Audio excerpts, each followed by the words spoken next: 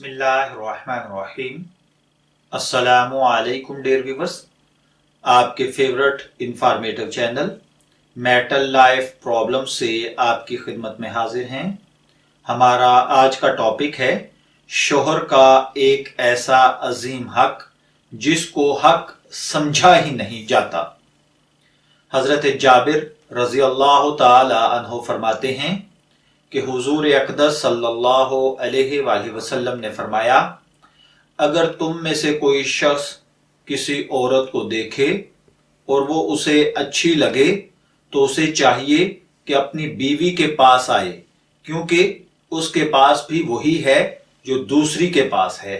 लिहाजा शोहर के साथ जब ऐसी सूरत हाल पेश आए तो इसमें नेक, दीनदार और समझदार बीवी की ये जिम्मेदारी है कि शोहर जिस वक्त भी अपनी ख्वाहिश पूरी करने के लिए उसको बुलाए और बीवी से इसका तकाजा करे,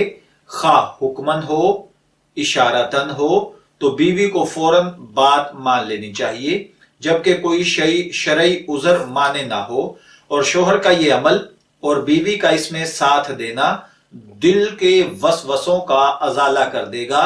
इस मरहले पर बीवी की तरफ से जरा सी भी गफलत और कोताही शोहर के लिए बहुत ही ज्यादा दीनी और दुनियावी, जिस्मानी, रूहानी, नफ्सियाती और तिब्बी लिहाज से नुकसान का बायस बन सकती है।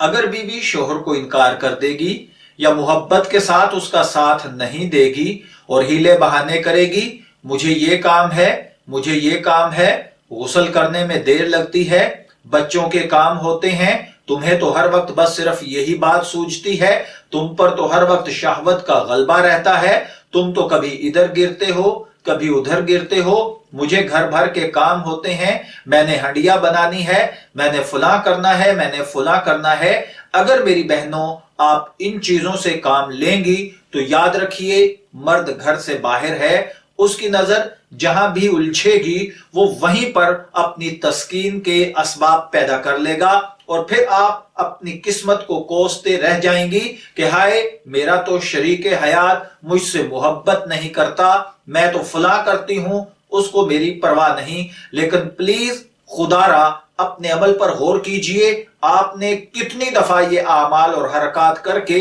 अपने लाइफ पार्टनर को खुद से दूर कर लिया है। आप बताइए, अगर वो आपके पास नहीं आएगा तो उसने कहीं ना कहीं तो जाना है, और उसने आपके अलावा जहां भी जाना है वो यकीनन एक नाजायज जगह होगी, वहां पर वो अपनी शहवत तो पूरी कर लेगा, और ना सिर्फ ये कि वो